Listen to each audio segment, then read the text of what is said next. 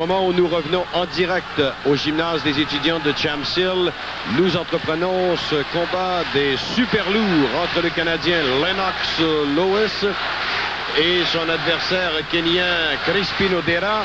Et lorsque nous nous sommes quittés avant la pause commerciale, on prévoyait, nous, une victoire de Raymond Downey. Yvon Michel, c'est avec grand bonheur que nous pouvons maintenant vous la confirmer. Elle a été officialisée ici pendant cette pause. Raymond Downey qui l'emportait par décision unanime des juges et de façon claire et nette. Oui, les pointages ne laissent aucun équivoque. 60-54 deux fois, 60-55 et 60-57 deux autres fois. En fait, de Raymond Downey qui a surclassé son adversaire de bout en bout. Ça veut dire que Downey a été en contrôle du début à la fin, effectivement.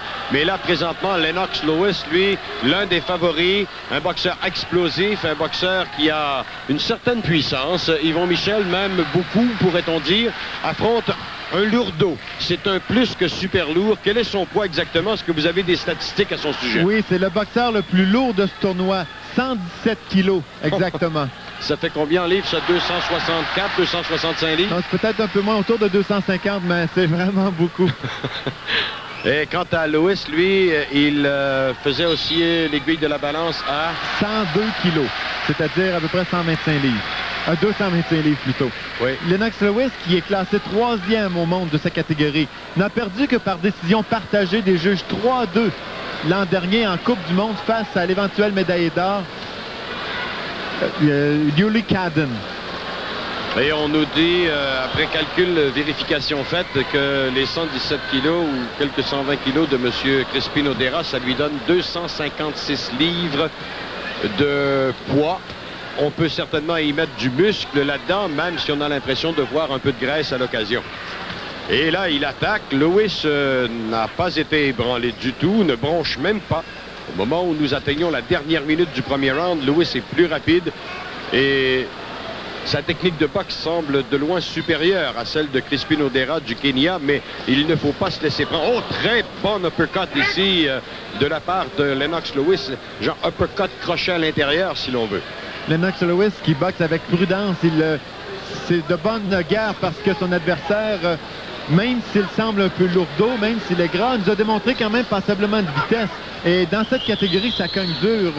Vous pouvez me croire. Et Lennox Lewis n'a pas besoin, si son adversaire ne veut pas faire une guerre, son adversaire ne veut pas rechercher l'affrontement, Lennox Lewis peut gagner en se tenant à distance, peut gagner en marquant des points et ça sera plus facile pour lui et il sera plus prêt pour son prochain combat. C'est ce qu'il fait ici. Il a terminé avec un jab directement au visage de Crispin, mais ce dernier est revenu avec un crochet à l'abdomen. Mais Lewis est en bonne condition physique, sa préparation musculaire est excellente également. Mais Lennox Lewis, occasionnellement, donne l'allure d'un pugiliste qui est blasé un peu. Mais c'est peut-être le fait que les boxeurs sont très, très lourds. Il n'y a pas beaucoup d'action dans ces catégories poids lourds. L'action se passe davantage sur la puissance des boxeurs, c'est-à-dire c'est très spectaculaire de temps en temps, mais on n'a pas des échanges ici. La main droite, avant au ralenti de Lennox Lewis, une bonne main droite où il transfère son poids et ce qu'on appelle un up jab, ou c'est un demi-uppercut, demi-direct, comme tu l'avais mentionné, qui a touché la cible. Et étant donné qu'on n'est pas aussi rapide, les actions ne sont pas aussi soutenues que dans les catégories un peu plus légères, on a l'impression que les boxeurs sont un peu plus nonchalants, mais c'est pas le cas. Je vous dis, les deux boxeurs, habituellement, Lennox Lewis est quand même assez intense, même s'il semble être un peu nonchalant. On a entrepris le deuxième round. Crispin y va plus souvent maintenant avec son jab et malgré cette charpente de 256 livres, a réussi à démontrer ou à vouloir démontrer un peu de souplesse au niveau de son déplacement. Mais beaucoup d'agilité pour un bonhomme de poids de cette taille. Là, il veut cerner Lewis dans les câbles, mais ce dernier roule bien. La ruade de Crispin s'arrêtera là. Odera s'est mérité une médaille d'or au championnat d'Afrique l'an dernier. Odera, s'il veut gagner le combat, devra tenter de s'approcher de Lewis. Il ne peut battre Lewis à distance. C'est Lewis qui profite d'une portée un peu plus grande. Lewis aussi qui est très gracieux dans un ring. Il était très difficile à frapper solidement. Et si Odera se contente de laisser Lennox Lewis s'est déplacé. S'il se contente de garder la distance, c'est certainement que cela avantagera Lennox Lewis. Dans ce corps à corps ici, Lewis ici devra se méfier dans la sortie du corps à corps puisque Crispin y va avec beaucoup de puissance et un seul coup peut être fatal. Et pour la clameur que vous venez d'entendre, mesdames et messieurs, nous pouvons également vous communiquer le résultat d'un autre combat qui vient tout juste de prendre fin dans le ring A. Nous sommes dans le ring B, si vous pouvez le constater d'après les cônes placés au niveau des poteaux que l'on voit occasionnellement sur les images. Dans le ring A du Soudan, il y avait Muhammad Hamad qui affrontait un Coréen, Yu Yeon Kim. Et ce Coréen a vraiment plu au sien en l'emportant par décision partagée des juges 3-2. Et c'est cette clameur que l'on a entendue il y a un moment. Ici, Lennox Lewis est rentré au corps, un bon direct au corps, a suivi avec 2 uppercuts au corps. Quand son adversaire a baissé la garde, il est revenu avec un crochet puissant à la tête. Et Odera a semblé légèrement ébranlé, en tout cas assez pour que l'arbitre intervienne. Et on disait un peu plus tôt dans le tournoi, Yvon, que les Coréens semblaient favoriser les catégories de poids inférieures. Ce soir, ils sont servis par leur représentant chez les 91 kilos qui vient de l'emporter. Et personne n'a encore quitté l'enceinte et se tourne les yeux maintenant du côté des super lourds, Lewis et Crispin présentement. Lewis qui est en contrôle de la situation. Il a décidé de faire reculer son adversaire, le cerner dans les caves. Encore une fois, le gauche et droite.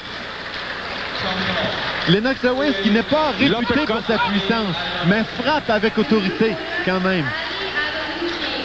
Et l'arbitre est intervenu au bon moment. Crispin, là, ne savait plus où donner de la tête vraiment. Il avait nettement abandonné son style danseur qu'il nous avait présenté au début du deuxième round. Oui, Odera qui a baissé son rythme, qui est beaucoup moins mobile qu'il était, et ceci avantage Lewis qui trouve une cible. Pouf, et la deuxième droite qui partait au moment où l'arbitre disait arrêt, a envoyé Crispin Odera du Kenya au tapis. Le compte se poursuit. 2 répits en peu de temps. J'ai l'impression que... C'est fini. Oui, RSCH. Le combat terminé. Victoire. Et Camille, avec cette victoire, le Canada surpasse sa meilleure récolte de son histoire en boxe olympique. On avait obtenu 11 victoires en 1984. Et avec la victoire de Lennox Lewis, c'est une 12e victoire qu'on vient d'obtenir dans ce tournoi, Camille. Eh bien, la 11e, c'est Raymond Downey qui l'a inscrit un petit peu plus tôt. Il a créé l'égalité avec ce record établi à Los Angeles, avec 10 boxeurs également. Il y en a 10 Canadiens qui sont ici. Et on va revoir, Yvon, justement, cette séquence où Lennox Lewis a démontré ses vraies qualités de boxeur. La feinte au corps. Lennox Lewis lui avait fait mal un peu plus tôt avec un bon coup au corps. Et là, il a fait dans un premier temps, il y a eu la feinte. Tout de suite après, il a atteint son adversaire solidement et une deuxième droite est venue finir le travail.